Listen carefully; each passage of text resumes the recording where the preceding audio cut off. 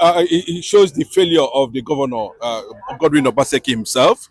He has not been able to. It shows that he was not able to um, put leadership in Edo State in a proper perspective. Even if it's going to come from a particular constituency, we expected that the governor should have been on ground. So it shows that he lacks grassroots mobilization. He lacks, the goodwill of Edo people. You can see the manner of which Oshomole, Akpabio, Wike, all of them trooped in to the palace of the Oba of Benin and started celebrating the victory. Actually, supposedly the Oba of Benin's, seemingly unfriendly relationship with Governor Obaseki. We can remember some time ago that the Oba of Benin was alleged to have been taken to court. Is a factor considering the way and manner the people of Edo State, Benin, look at Oba, as one of the people, that determines, somehow politically, and of course, the culture is also important to Edo people. So if the Oba's body language can be seen as a factor to determine the victory of that election. That is, by the way, we are also looking at, the Mr. Bola Ahmed Tinubu's first victory, election victory, since he came into power at the national level. We are also looking at APC as a party. We are also looking at APC as a government.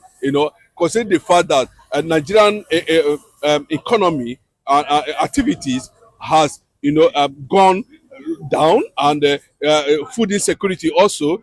Inflation is almost about 50%.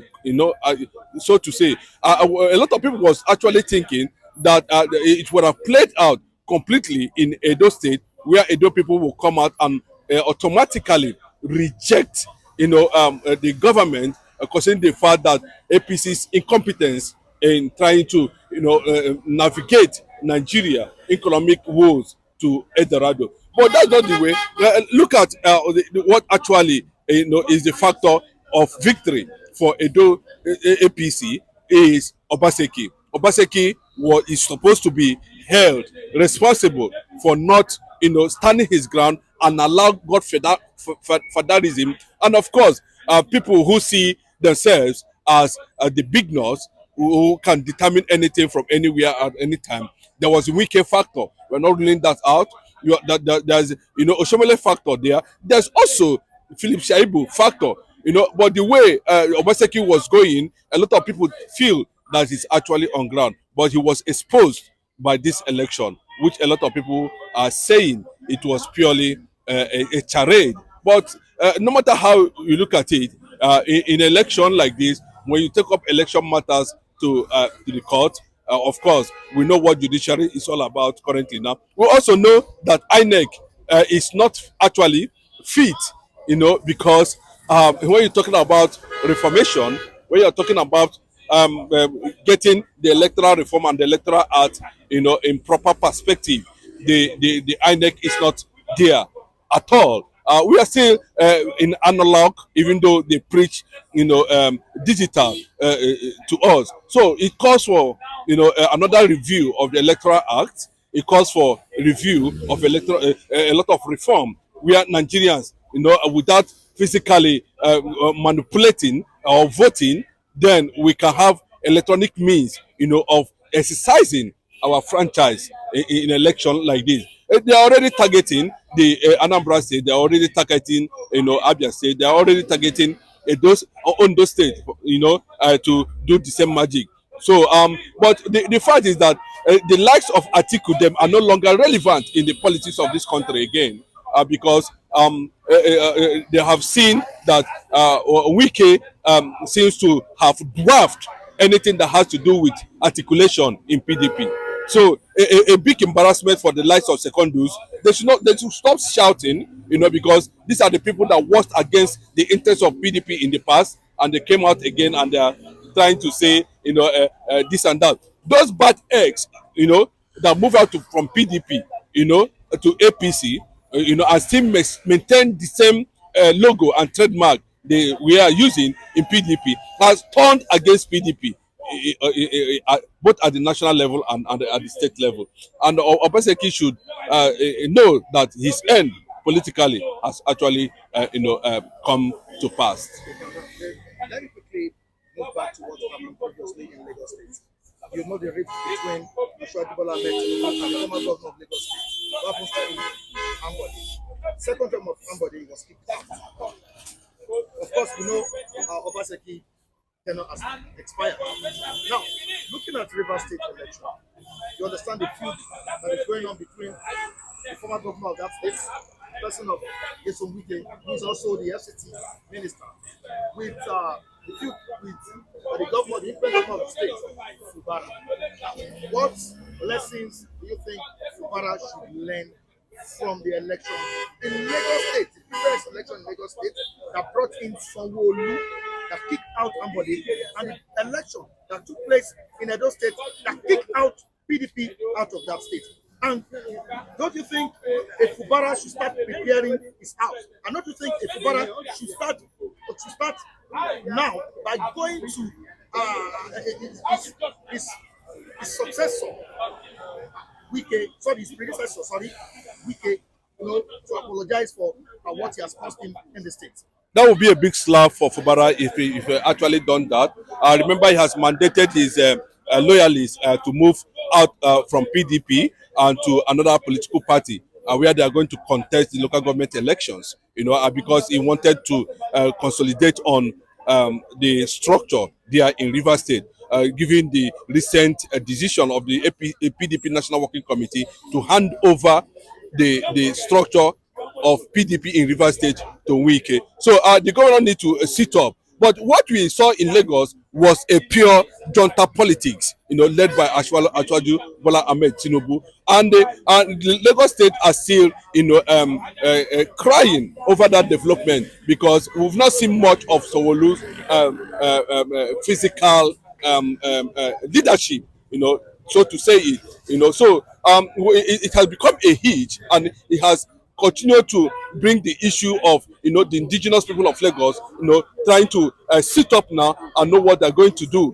come next voting era, because they have been complaining that non-Yoruba indigenes in Lagos State have become a thorn in their flesh in the development and of Lagos State. So you can see the junta politics actually played out, showing that the Tinubu clique, political clique, are mastering the factor, that will destroy the democratic process towards a more dictatorial atmosphere where the president himself becomes the master of all independent agencies in Nigeria.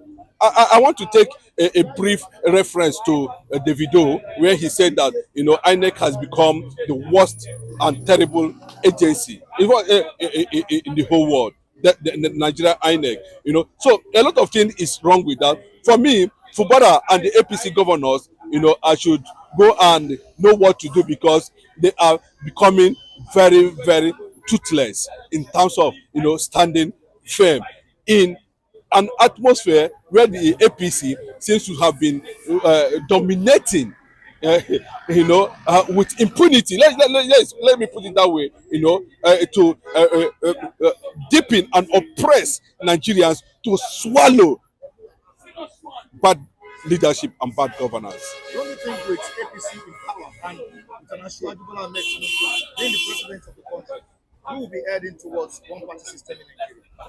Of course, that's where everything is heading to. And Jonathan was the one who, I think Tinubu is trying to teach Jonathan, how to, be decisive and have to take control, even though that his government has been running off the line completely. APC government in Nigeria has been running off the line completely.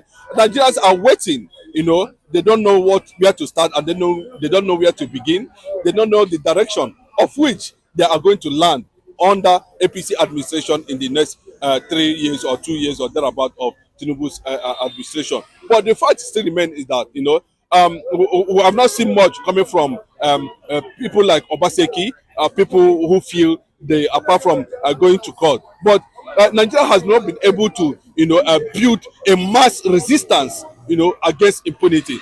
And if they continue to hold their calm, of course, we are going to see this type of thing, spilling over to Anambra State, spilling over to Abia State, spilling over to other, states where PDP seems to have control over those states. It's quite unfortunate, but it looks like, the Oba of Benin is quite comfortable with APC victory, sending a wrong signal that you dare not dare the Benin Empire, that the Benin Empire Commonwealth structures is still being held by the Oba of Benin. I don't think with the outcome of the poll in Edo State, the 2027 election is sure for APC, especially at the No, yes, it looks like that. Given the kangaroo victory we are seeing in in Edo State, meaning that Obaseki himself is not on ground and he did not calculate very well.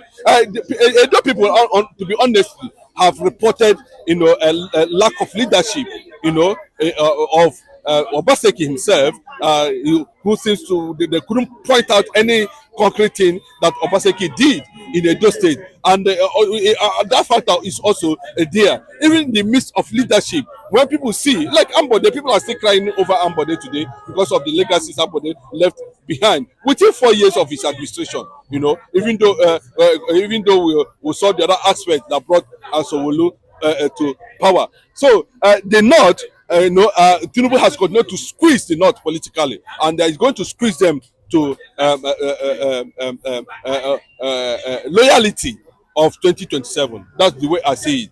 And Nnamdi Kanu will also be used as a factor to negotiate the entire South and Southeast vote come 2027.